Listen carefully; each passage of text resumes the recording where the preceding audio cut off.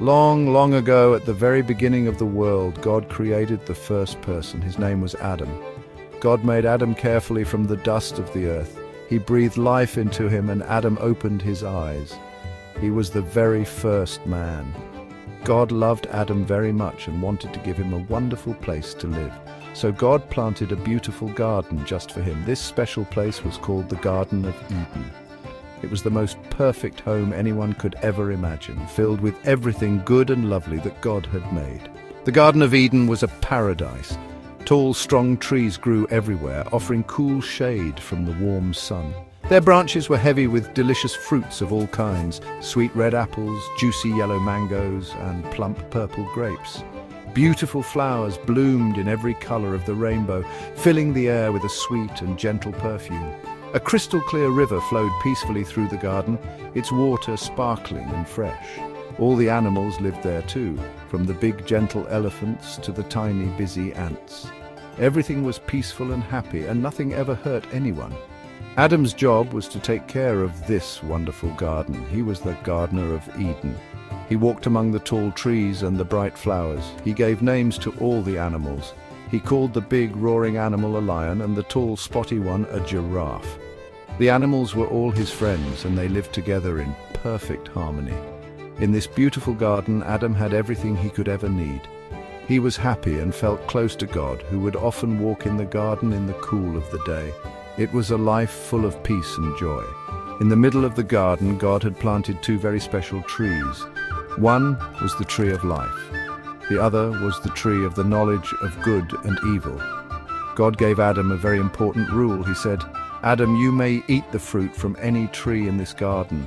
They're all for you to enjoy, but you must not eat from the tree of the knowledge of good and evil. If you eat its fruit, you will understand sadness and trouble, and one day you will die." Adam understood. He promised to obey God's one and only rule. Even though Adam had the whole beautiful garden and all the friendly animals, God saw that something was missing. Adam was all alone. He had no one like him to talk to share his thoughts with, or to help him care for the garden. God said, "It is not good for the man to be alone. I will make a helper who is just right for him." God wanted Adam to have a special friend, a companion to share his life with. The animals were wonderful friends, but Adam needed someone who was also a person, someone he could love in a very special way. So God did something amazing. He caused Adam to fall into a very deep sleep. While Adam was sleeping soundly, God took one of his ribs. It was from this rib that God made the first woman. He carefully and lovingly formed her, making her a perfect partner for Adam. When God brought her to Adam, he woke up and saw her. He was so happy. He knew right away that she was special and was made just for him. He said, "At last, this is bone of my bones and flesh of my flesh." He named her Eve, which means mother of all the living. Adam and Eve became the very best of friends. They were husband and wife, the first family on earth. They spent their days together exploring the beautiful Garden of Eden side by side. They laughed and played among the flowers. They cared for the animals together. They talked about everything and shared all their dreams. They were not ashamed of anything, because everything in their world was pure and good.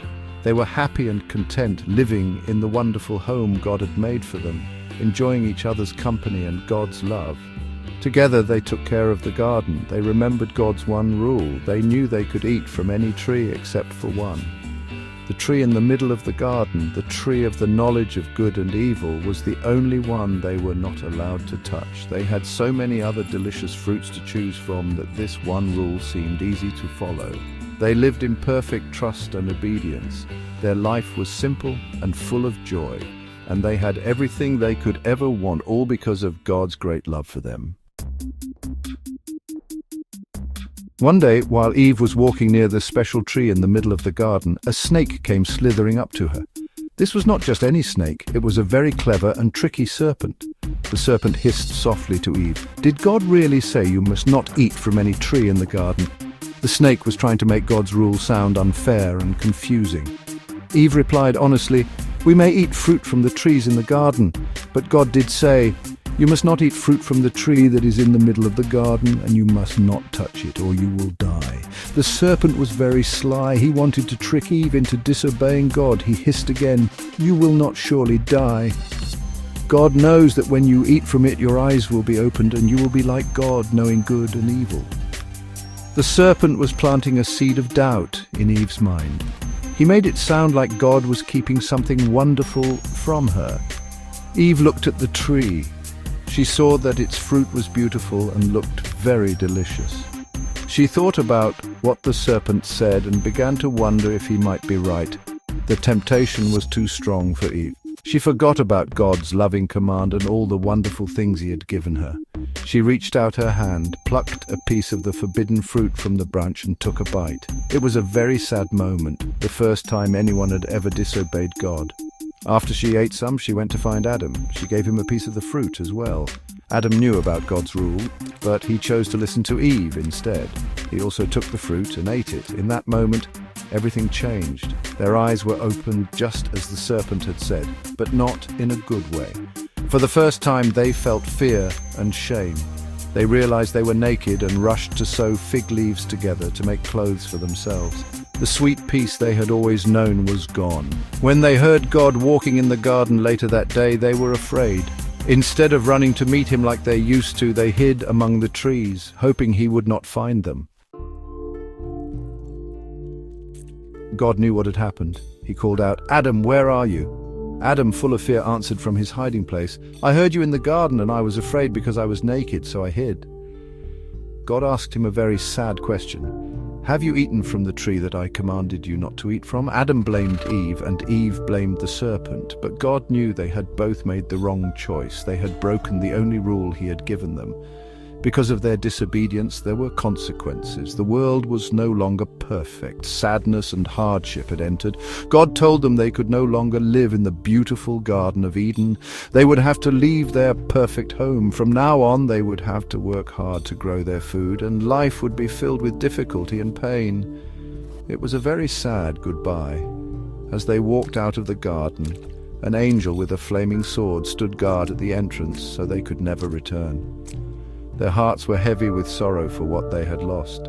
But even in this sad moment, God did not stop loving them.